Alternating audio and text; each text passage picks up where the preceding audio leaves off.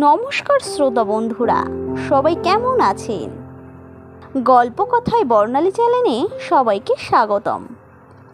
আজ আপনাদের একটি অসাধারণ গল্প শোনাতে চলেছি লীলা মজুমদারের। গল্পটা যদি ভালো লাগে তবে অবশ্যই একটা লাইক করবেন এবং চ্যানেলটিকে সাবস্ক্রাইব করে পাশে থাকবেন। চলুন তবে আজকের গল্পটা শুরু করা যাক। গল্পের নাম ছায়া। তাসজোড়া বাক্সে পুড়তে পুড়তে ডাক্তারবাবু বললেন, তা বললে তো আর হয় না গোপেনবাবু, সব জিনিস যুক্তি দিয়ে ব্যাখ্যা করা যায় না। এত লোকে দেখেছে, সবাই কি আর মিথ্যে কথা বলে? গোপেনবাবু নরম গলায় বললেন, না ঠিক ও বলছি নে, তবে কি জানেন, আত্মার যদি অসীম স্বভাব হয় তবে তার একটা সীমাবদ্ধ রূপ কি করে দেখা যাবে? চৌধুরী মশাই বললেন, সীমাবদ্ধ রূপ আবার কি? আত্মার বিস্তার যেমন অসীম, তার ক্ষমতাও তেমনই অসীম। একটা সীমাবদ্ধ রূপ নেওয়া তার পক্ষে কিছু শক্ত কাজ নয়। দানু বললেন, আর রূপ নিচ্ছে না এক্ষেত্রে, শুধু একটা ছায়া নিচ্ছে। ধরা যায় না, ছোঁয়া যায় না। ভেতর দিয়ে গঙ্গার ওপারে গাছ দেখা যায়, চাই কি ওর মধ্যে দিয়ে হেঁটেও চলে যাওয়া যায়। চৌধুরী মশাই শিউরে উঠে গায়ের চাদরটা একটু ভালো করে জড়িয়ে নিলেন। আসলে কি জানেন গোপেনবাবু, বিয়ে থাতো আর করলেন না, তাই সব জিনিস যুক্তি দিয়ে বুঝতে চান। পৃথিবীতে যে এমন বহু জিনিস আছে যার সামনে যুক্তিতর্ক খাটে না। এই অভিজ্ঞতা আপনার হবে কোত্থেকে? ডাক্তারবাবু উঠে দাঁড়ালেন। চলি গোপেনবাবু, আমার বাড়িতেও কেউ আর রাত করার যুক্তি মানতে চান না, কিন্তু আপনার ওই অসীমের কথাটার মধ্যে যে কিছু নেই তা বা বলি কি করে? তবে কি জানেন, 6 ফুট লম্বা মানুষটার ফটো তো 4 ইঞ্চি বাই 4 ইঞ্চি কাগজে ধরে যায়। অবশ্যই সে ছবিটা কিছু আর আসল মানুষ নয়, তার হুবহু ছায়াটুকু ছাড়া আর কিছু নয়। তেমনি কালের পটেও হয়তো বিশেষ অবস্থায় ঘটনার আর পাত্রপাত্রীর ছাপ পড়ে যায়। আবার সেই বিশেষ অবস্থা ঘটলে ফটোর মতন সেগুলোও দেখা যায়। বলা যায় না কিছু। চল দানু। দানু গলায় কমফোর্ট জড়াচ্ছিল। পাড়ায় ভালো গাইয়ে বলে তার সুনাম। পুজোর সময় শখের থিয়েটারে তাকে গাইতে হবে। কাজে কাজেই সাবধানের মান নেই। তাছাড়া এদের যা কথাবার্তা, এমনিতেই কেমন গাটা শিরশির করতে আরম্ভ করছে। জোর করে হেসে দানু বললে, ভূত নিয়ে আর মাথা ঘামিয়ে কি হয় বলুন গোপেনবাবু? তার চেয়ে স্মাগলারদের সম্বন্ধে সাবধান হন। দেখেছেন তো কাগজে কি লিখেছে, মেয়েও লাগিয়েছে নাকি। আর এসব জায়গাতেই কোথায় স্মাগলারদের আড়ত। মাঝগঙ্গায় জাহাজ নঙর করে সোনাদানাকে জলে ডুবিয়ে দিলেই হলো। গভীর রাতে সাংগাদরা নৌকা করে গিয়ে জল থেকে সেগুলো উঠিয়ে এনে পাচার করে দেয়। ব্যাস, আর কি চাই? চৌধুরী মশাই খুব হাসতে লাগলেন।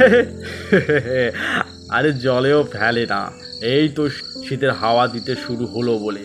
ওরা এখন জলে ডুব দিলে আর কি। তুমিও যেমন।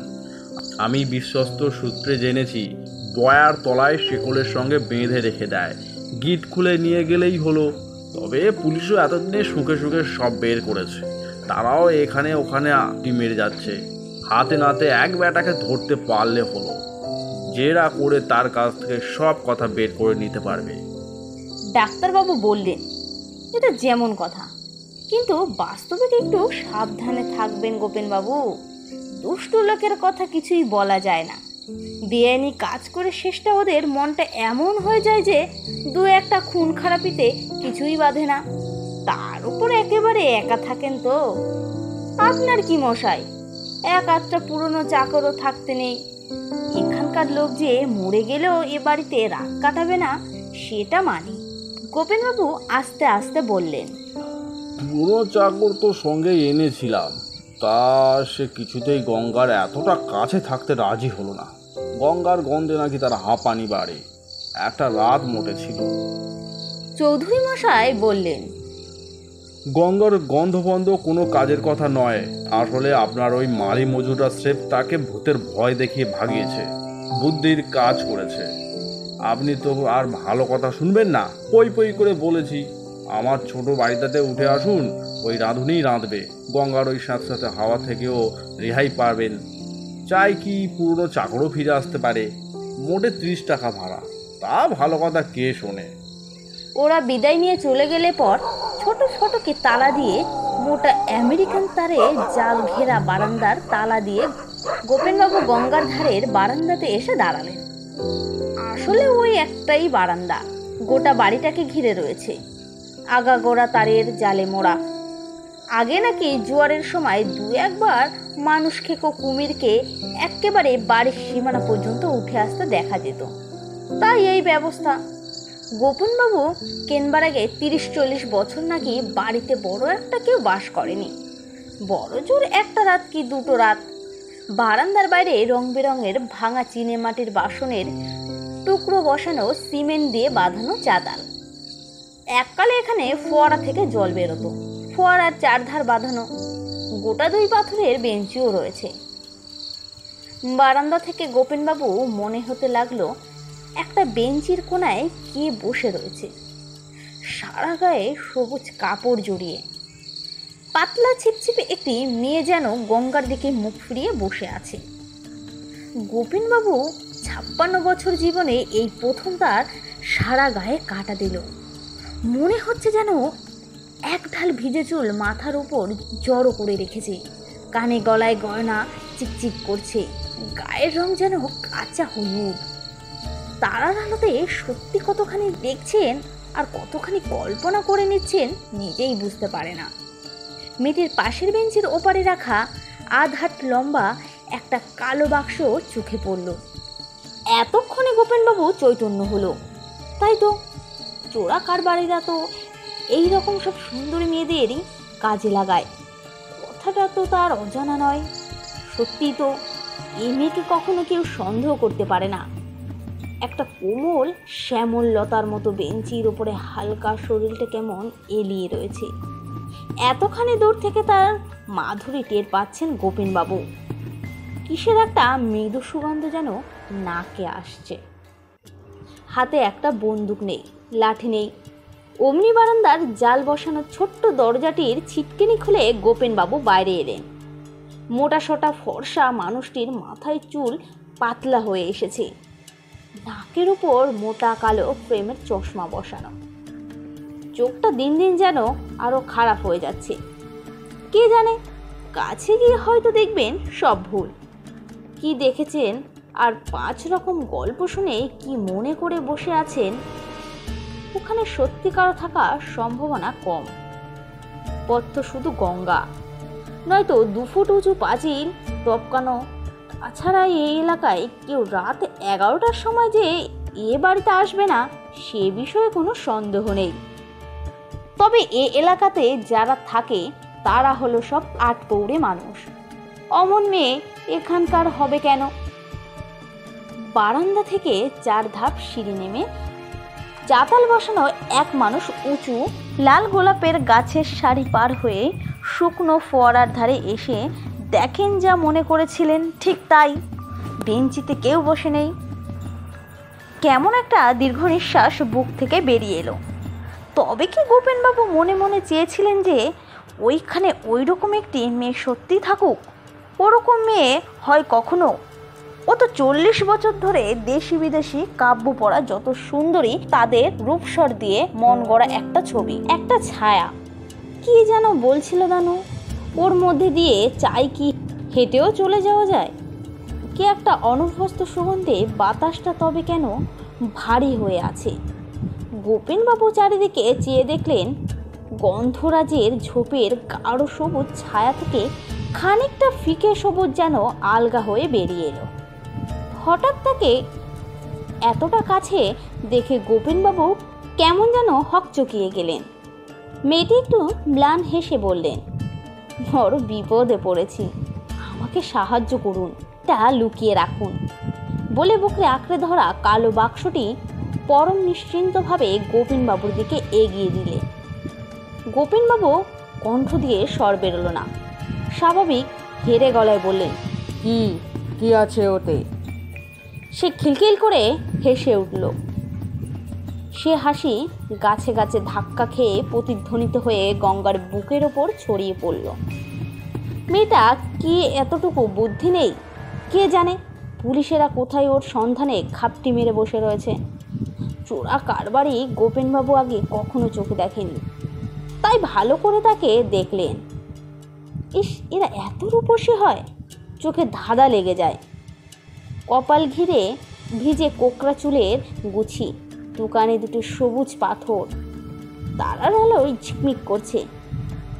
পাতলা পাখির ডানার মতন ভুরু, কি যে সূক্ষ্ম, কি যে মসৃণ।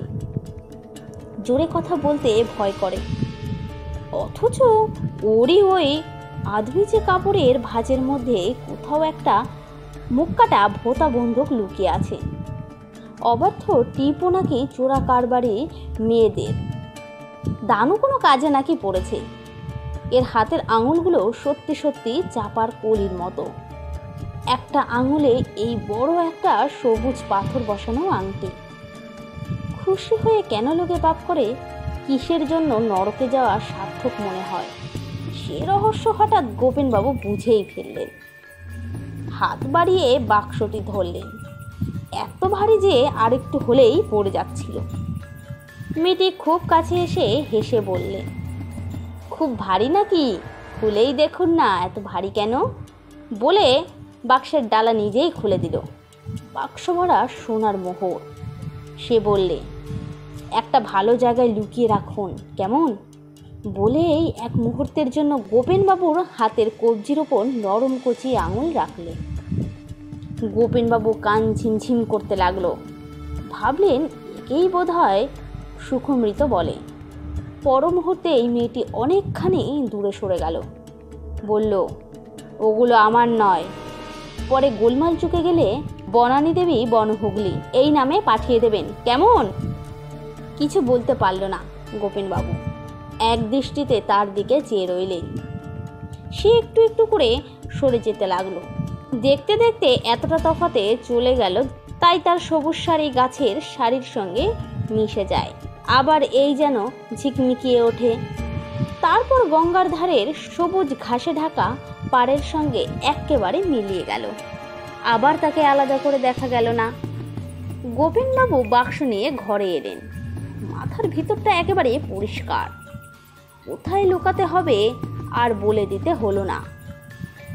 চাতালের সিঁড়ির পাশেই পাতাবাহারের চিনেমাটির টব সরিয়ে ছোট্ট খুপড়ি দিয়ে গভীর একটা গর্ত খুঁড়ে তার মধ্যে বাক্স পুঁতে যত্ন করে মাটি দিয়ে চাপা দিয়ে টবটি আবার যথাস্থানে রেখে নিশ্চিন্ত মনে শুয়ে শুয়ে পুলিশের লোকের জন্য অপেক্ষা করতে লাগলেন। এলো তারা ঠিকই, কিন্তু ঘন্টা দুয়েক পরেই। সঙ্গে তাদের চৌধুরী মশাই, গ্রাম পঞ্চায়েতের পাণ্ডা তিনি। এসব ব্যাপারে বাদ পড়েন না। বড় ফটকের ঘন্টা দিয়ে একটু লজ্জিতভাবে এসে দুটো একটা মামুলি প্রশ্ন করলেন শুধু। জিজ্ঞেস করতে হয় বলে বলছি স্যার, নইলে এদিকে যে কারোর নদীর দিক থেকে আসা সম্ভব নয়, যেটা আমরা খুব জানি। নদীতেও আমাদের লোক আছে যে, তবে মেয়ে ছেলেরা করতে পারে না এমন কাজ নেই, তাই একবার খোঁজ করতে আসা। আপনি নিশ্চিন্ত হয়ে ঘুমান গে, জালের দরজায় তালা দেন আশা করি। এ গাঁয়েরই কারো কারোর সঙ্গে ওদের স্বর আছে, এতে কোনো সন্দেহ নেই। এমনভাবে সোনাদানা চালান হয় যে বেআইনি বলে ধরে কার সাধ্যি। চলি স্যার। তারা গেলে পর দরজায় তালা দিয়ে গোপেনবাবু শয্যা নামাবা মাত্র ঘুমিয়ে পড়লেন। ঠোঁটের কোণে একটুখানি হাসি লেগে থাকলো। পরদিন সকালে রাধেশ্যাম এসে চা টোস্ট নিয়ে গিয়ে গোপেনবাবুকে ডেকে তুলল। তার কাছে খিড়কি দোরের চাবি থাকে, চোখের কোলে তার কালি। আর কি হল রাধেশ্যাম? সে বললে, কাল রাতে গায়ে কেউ ঘুমায়নি বাবু, সারা রাত খানা তল্লাশি চলেছে। আমিনদের বাড়িতে মেয়ে ছেলেটি ধরা পড়ে গেছে, তক্তাপোষার নিচে সোনা। তাই দেখতে গেলাম। কি সুন্দর মাইরি, কাঁদতে ইচ্ছে করছিল। গোপেনবাবু হাতখানি কাঁপছিল। অনেক যত্নে পেয়ালাটা নামিয়ে রেখে বললেন, সোনা হয়তো আর কেউ এনেছে, ওমে আনবে কেন? সে তো তাই বলছে, সে নাকি কিচ্ছুটি জানে না, অমনি বেড়াতে এসেছিল। আমিনের ঠাকুমা ওর ধাইমা ছিল, হেন তেন কত কি। খুব কাঁদছিল মেয়েটা। ওই দেখুন লরি এলো, ওকে থানায় নিয়ে যাবে। কি হলো গো বাবু? গোপেনবাবু পেয়ালা ফেলেই আথালে পাথালে ছুটে চললেন। কাঁদছে মেয়েটা, হয়তো ভাবছে গোপেনবাবুই খোঁজ দিয়েছেন। কেমন অসহ্য লাগে ভাবনাটা। লরির কাছে পৌঁছে দেখলেন লাল নীল কাপড় পরা, একগা সোনার গয়না পরে, ঠোঁটে কালের রং মেখে লম্বা চওড়া এ কোন মেয়েকে তোলা হচ্ছে। আহ, বাঁচা গেল। রুমাল দিয়ে হাসি চেপে গোপেনবাবু ঘরে ফিরে রাধেশ্যামকে নতুন করে চা আনতে বললেন। সঙ্গে সঙ্গে দানুকে নিয়ে চৌধুরী মশাই এসে উপস্থিত। চুল সব উস্কো খুস্কো, উত্তেজনায় ফেটে পড়েছেন। দানু বসে পড়েই বললেন, শেষটা গেলি তো বাচ্চা ফটকে, মেয়ে ছেলে হয়ে এসবে ঢোকা কেন? চা খাওয়ান গোপেনদা। চৌধুরী মশাই পা দুখানি মেলে দিয়ে বসলেন। দানু বললেন, যাক, আপনার একটা বিপদ ঘুচলো। চোরা কারবারি মেয়ে ধরা পড়লো, এবার ভূত হতে সাবধান। চৌধুরী মশাই বললেন, না, ঠাট্টা নয়। রাত্রে এমনিতেই গা ছমছম করে, তাই কাল কিছু বলিনি। কিন্তু এবারের দুর্নাম কি একেবারেই মিছিমিছি হয়েছে ভেবেছেন? এটা যোগু বোসের বাগান বাড়ি ছিল তা জানেন? দেউলে হয়ে যোগু বোসও মলো। কে এক সুন্দরী বাইজি বাক্স ভরা মোহর নিয়ে নিখোঁজ হলো। সেও প্রায় 30-40 বছর হতে চলল। যোগু বোসের বউ বনানী দেবী এখনও বেঁচে, নাকি বন হুগলিতে বুড়ো বয়সে একরকম না খেয়েই দিন গুনছে। শিরার মধ্যে রক্ত চলাচল বুঝি থেমে যায়, নাকি ছবি নাকি ছায়া ওদের মধ্যে দিয়ে নাকি হেঁটে চলে যাওয়া যায়। শিরার মধ্যে রক্ত চলাচল বুঝি থেমে যায়, নাকি ছবি নাকি ছায়া ওদের মধ্যে দিয়ে নাকি হেঁটে চলে যাওয়া যায়। নিঝুম দুপুরে নির্জন চাতালের ধারে থেকে টপ সরিয়ে বাক্স তুলে তুলে দিয়েই এটে প্যাক করে, চটে সেলাই করে। গোপেনবাবু কলকাতায় এসে বড় পোস্ট অফিস থেকে নিজের নাম ভারিয়ে বনহুগলিতে রেজিস্টার পার্সেল পাঠালেন। ফিরবার সময় 3টে বেকার উড়নচণ্ড ভাইপোকে সঙ্গে নিয়ে গেলেন। কাজকর্ম না শিখলে চলে কখনো?